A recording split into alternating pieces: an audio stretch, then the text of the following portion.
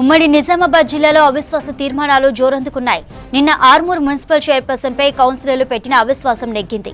దీంతో Armoor municipal chairman Pandit Vineeta పదవిని కోల్పోయారు. ఇప్పుడు నిజామాబాద్ మేయర్ దండు నీతూ కిరణ్ పై కూడా అవిశ్వాస తీర్మానం పెట్టేందుకు సిద్ధమవుతోంది బీజేపీ. జిల్లాలోని అవిశ్వాస తీర్మానాలపై మరిన్ని వివరాలు రజనీకాంత్ అందిస్తారు. తర్వాత ఉమ్మడి నిజామాబాద్ జిల్లాలో ఒకసారిగా అవిశ్వాసాలు తెర మీదకి వచ్చినాయి. ఉమ్మడి నిజామాబాద్ జిల్లాకు సంబంధించినటువంటి మున్సిపాలిటీలో ఉన్నటువంటి ఇన్నాళ్ళు చాలా స్తబ్దుగా ఉన్నటువంటి ప్రతిపక్షం కావచ్చు, లేకపోతే అధికార పక్షంలోనే ఉన్నటువంటి అసమ్మతి నేతలు కావచ్చు, ఒకసారిగా తెర మీదకి వస్తున్నారు. ఇప్పటికే తెరచాటు రాజకీయాలను మొదలుపెట్టిండ్రు. జిల్లాలో చాలా మున్సిపాలిటీల్లో ఇప్పటికే అవిశ్వాసాలకు సంబంధించినటువంటి అంశాన్ని తెర మీదకి తీసుకొచ్చారు. తాజాగా నిన్న ఆర్మూర్ మున్సిపల్ చైర్పర్సన్ పండిత్ వినీత పైన అవిశ్వాసాన్ని ప్రవేశపెట్టారు. నిన్న అవిశ్వాస పరీక్ష ఉండింది. అవిశ్వాస పరీక్షలో చైర్పర్సన్కి వ్యతిరేకంగా అధికార పార్టీ, గతంలో అధికారంలో ఉన్నటువంటి బీఆర్ఎస్ పార్టీకి సంబంధించినటువంటి కౌన్సిలర్లంతా కూడా నిన్న ఆమెకు వ్యతిరేకంగా ఓటేశారు. సొంత పార్టీ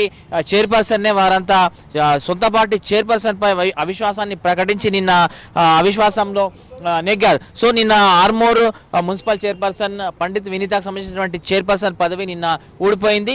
కొత్త చైర్పర్సన్ ఎన్నుకునేటువంటి ప్రక్రియ త్వరలో ఉండబోతున్నటువంటి విషయాన్ని అధికారులు చెప్పారు. ఎప్పుడు అనేటువంటిది అనౌన్స్ చేస్తామని చెప్పారు. సో ఒక ఆర్మూర్కు సంబంధించి బీఆర్ఎస్ పార్టీకి పూర్తి స్థాయి మెజారిటీ ఉంది. కానీ అందులో ఉన్నటువంటి అసమ్మతి, చాలా రోజులుగా చైర్పర్సన్ పైన అసమ్మతి ఉండింది. ఈ నేపథ్యంలో నిన్న అవిశ్వాస పరీక్ష పెట్టిండ్రు. అందులో సొంత పార్టీకి సంబంధించినటువంటి మున్సిపల్ చైర్పర్సన్ పైన అవిశ్వాసాన్ని నెగ్గారు అసమ్మతి నేతలు. సో కొంత బీజేపీ, ఎంఐఎం కూడా మద్దతు తెలపడంతో నిన్న అవిశ్వాస పరీక్ష నెగ్గారు. దీంతో ఆర్మూర్ చైర్పర్సన్ మున్సిపల్ పదవి ఊడిపోయింది. సో ఇక తాజాగా నిజామాబాద్ కార్పొరేషన్లో కూడా బీజేపీ అవిశ్వాస పరీక్షకు సిద్ధమవుతున్నట్టుగా సమాచారం అందుతుంది. నిజానికి గత మున్సిపల్ ఎన్నికల్లో బీజేపీ మొత్తం 60 డివిజన్లు ఉన్నటువంటి నిజామాబాద్ కార్పొరేషన్లో బీజేపీ 28 డివిజన్లలో అత్యధిక స్థానాలు గెలిచింది. కానీ ఎక్స్ అఫీషియో సభ్యులు తర్వాత పూర్తిస్థాయి మెజార్టీ రాకపోవడంతో కొద్దిలోనే మేయర్ పదవిని దక్కించుకోలేకపోయింది. ఆ తర్వాత బీజేపీ పార్టీ చెందినటువంటి 11 మంది కార్పొరేటర్లు కూడా టీఆర్ఎస్ పార్టీలో చేరిండ్రు.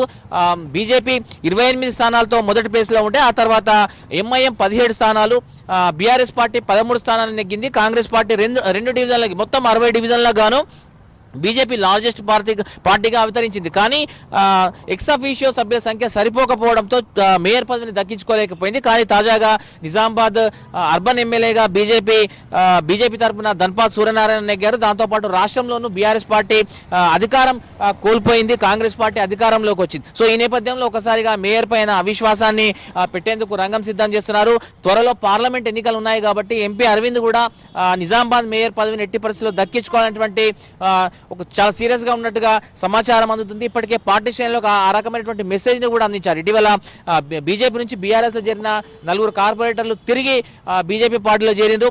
తాజాగా మిగతా 7 బీజేపీ నుంచి బీఆర్ఎస్ లో చేరినటువంటి మిగతా 7 కార్పొరేటర్లు కావచ్చు, అట్లాగే బీఆర్ఎస్ పార్టీకి సంబంధించినటువంటి కొంతమంది కార్పొరేటర్లు కూడా తాజాగా బీజేపీలో చేరేందుకు రంగం సిద్ధమైనట్టుగా తెలుస్తుంది. ఇప్పటికే తెర వెనుక మంతనాలు జరుగుతున్నాయి, వారితో చర్చలు కూడా జరిగినాయి.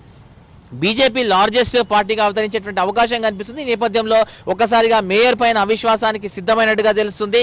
త్వరలోనే ఒక 2-3 రోజుల్లోనే అవిశ్వాస పరీక్షకు సంబంధించినటువంటి లెటర్ని సంతకాలు చేసి కలెక్టర్కి ఇచ్చేటువంటి అవకాశం ఉన్నట్టుగా బీజేపీ శ్రేణుల నుంచి మనకు సమాచారం అందుతుంది. ఇక ఇది కాకుండా భీమ్గల్లో బీఆర్ఎస్ పార్టీ ప్రస్తుతం చైర్పర్సన్గా ఉంది, అక్కడ పూర్తిస్థాయి మెజార్టీ ఉంది. సో అక్కడ ప్రస్తుతానికి అవిశ్వాస పరీక్ష లేకపోవచ్చు. ఇక బోధన్కు సంబంధించి బోధన్ మున్సిపల్ చైర్పర్సన్గా తూము పద్మా శరత్ రెడ్డి ఉన్నారు.